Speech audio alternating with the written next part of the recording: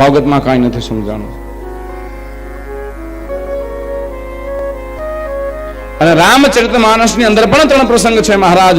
એ 3 પ્રસંગ સમજાઈ ગયા તો આખી રામચરિતમાનસ સમજાઈ ગઈ. પણ જો 3 પ્રસંગ ન સમજાણા તો રામાયણમાં કાંઈ નથી સમજાણું. કયા કયા તો બતાવ્યું છે કે બાલકાંડની પિષ્ટિકા, રામાયણ વાંચજો. બાલકાંડની પિષ્ટિકા, અયોધ્યાનો મધ્ય,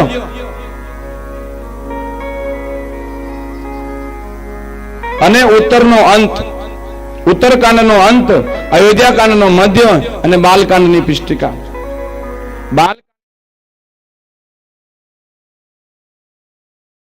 તે સંત.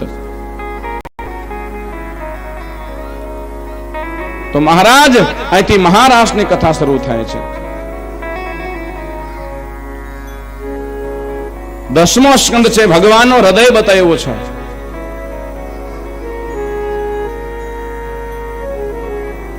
આખી જે ભગવાને દ્વાપર યુગની અંદર ભગવાને જે અવતાર ધારણ કર્યો પ્રેમ લીલા માટે, એ મહારાજ હવે કથા શરૂ થાય છે.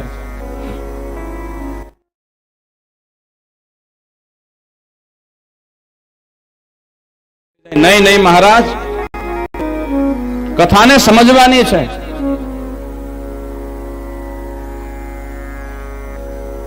ગોપીઓના ભગવાને ચીર હરણ કર્યા. મહારાજ જે દ્રૌપદીના ચીર પૂરે ચીર હરણ કરે, પણ સમજો મહારાજ, ભગવાનને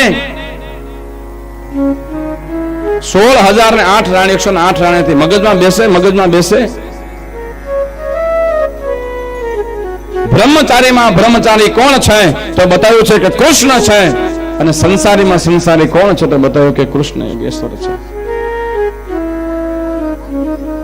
કથાને સમજો મહારાજ. 5 મહારાસ બતાવ્યા છે મહારાષ્ટ્રની કથામાં. પહેલું છે મહારાજ વેણુ ગીત, બીજું બતાવ્યું છે ગોપી ગીત, ત્રીજું બતાવ્યું છે યુગલ ગીત, ચોથું બતાવ્યું છે ભ્રમર ગીત અને 5મું મહર્ષિ ગીત. આ 5 ગીતની જે કથા છે એ મહારાસ છે. જે મહારાસની કથાએથી શરૂ થાય છે, ભગવાન વેણુ વગાડે છે ત્યારે દરેક ગોપી કહે છે કે હે ગોપી, આ લાલાને વાંસળી કેમ વાલી છે? વૃંદાવનની અંદર ભગવાન છે એ પગની અંદર, એક પગની અંદર બીજા પગની આંટી ચડાવી, કનેરના કુંડલ પહેર્યા છે કાનની અંદર, અને મહારાજ હાથમાં કંકણ પહેર્યા છે અને પીતાંબર ધારણ કરી છે, ગળામાં વૈજંતી માલા છે મહારાજ. અને ભગવાન છે વૃંદાવનની અંદર છે, સૌંદર્ય સ્વરૂપ ભગવાનનું એ બિરાજમાન છે મહારાજ.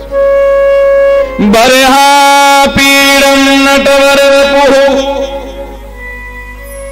કર્ણયો કર્ણિકારમ બિભ્રદવાસ કનક કપિસમ ભેજયંતી ચ માલા રંદ્રાર વેણુ રદર સુદય પૂરયં ગોપવૃંદે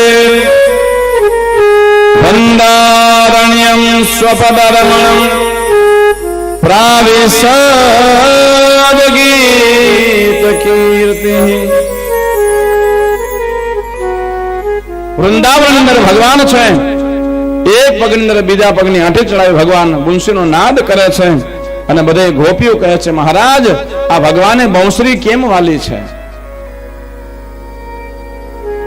ત્યારે બધી ગોપીઓ કહે છે ચાલો આપણે બંસરીને જ પૂછીએ કે હે બંસરી, તું ભગવાનને કેમ વાલી છો? ત્યાં બધી ગોપીઓ છે બંસરીને પ્રશ્ન કર્યો, બંસરી તું ભગવાનને કેમ વાલી છો? ત્યારે બંસરી કહે છે કે મહારાજ, હું ભગવાનને એટલે વાલી છું કે હું મનમાં કાંઈ રાખતી જ નથી.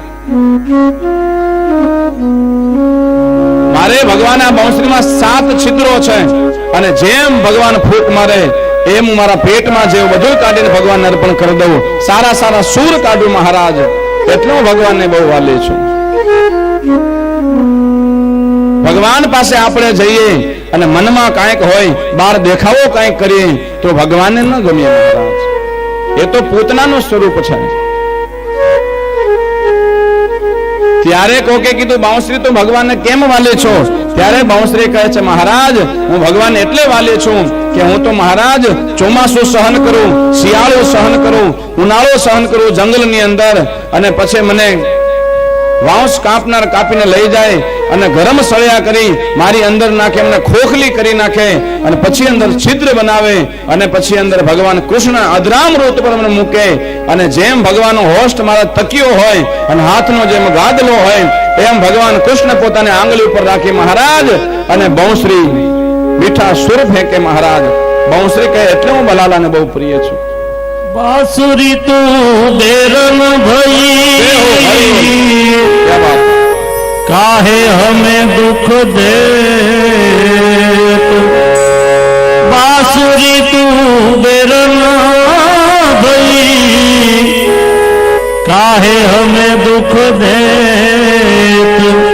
हम तो प्यासे रह गए तुम यधरन को रस ले. બાઉશ્રી કહે છે એટલે હું ભગવાનને બહુ વાલે છું. ત્રીજી ગોપી પૂછે છે કે હે બાઉશ્રી તું ભગવાન એટલી બધી કેમ વાલે છો? ત્યાં બાઉશ્રી કહે છે કે હે ગોપી જ્યારે ભગવાન કૃષ્ણ અધરામ ઋતુ પર બાઉશ્રીને લઈ અને સૂર ફૂંકે મહારાજ, ત્યાં દૂર દૂર ગાયો બધી ચરતી હોય, જ્યાં વાછરડાઓ ચરતા હોય, એ દોડી દોડી દોડી દોડી કૃષ્ણની સામે એક ટક જોઈ રહે મહારાજ. વૃંદાવનમ સખી ભો વિતનોતિ કીર્તિ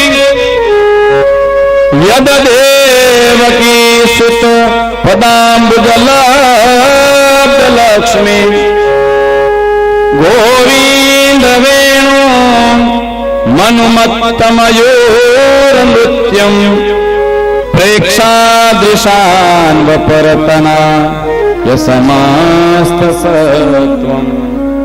બાઉશ્રી કહે છે ગોપી હું કૃષ્ણને એટલે વાલી છું કે મારા કારણે રાધા મળી છે કૃષ્ણને. હે બાઉશ્રી તારા કારણે રાધા કેમ મળી? ત્યારે બાઉશ્રી કહે છે કે હે ગોપી યમુના કિનારે છે આ કૃષ્ણ બાઉશ્રીનો નાદ કરતો હતો અને ત્યાં તો મયુર મોર ઉડતો ઉડતો ત્યાં આવ્યો. બાઉશ્રા નાદની અંદર બાઉશ્રી નાદને પાગલ બન્યો. ત્યાં તો છત્તર કરી મહારાજ અને નાચવા લાગ્યો, મયુર નૃત્ય કરવા લાગ્યો અને લાલો મારી પાછળ પાછળ પાછળ પાછળ આવ્યો અને યમુના કિનારે કિનારે કિનારે મોર જાય મહારાજ છત્તર કરતો કરતો. ત્યાં તો આગળ છે એ રાધાજી યમુના ધરાની અંદર પાણી ભરે અને લાલો છે એ રાધાજીને પૂછે કે હે રાધા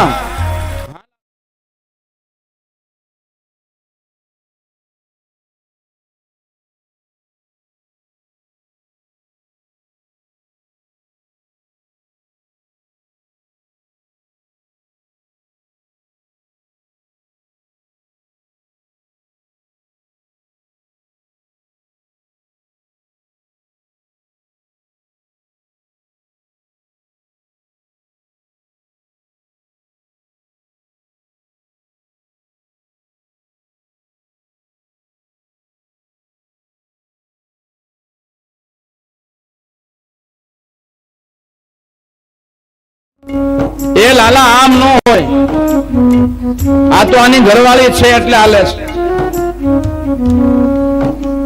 એ રાધા મને આ મોરનો પંખ છે બહુ ગમે છે, મને લઈ આવી દે ને. ત્યારે રાધા કહે છે કે હે લાલા આ મોર પંખ આપણે એમ ન લગાય, આ તો મોર જયારે નાચી અને મોર પંખ નીચે પાડે ત્યાંના પછી મોર પંખ લેવાય, નકર તો આને દર્દ થાય.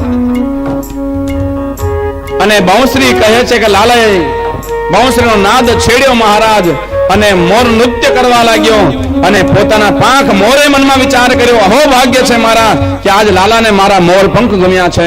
અને મોર પંખ પીછ લઈ અને મોર મુકુટ ધારી થશે ભગવાન કૃષ્ણ.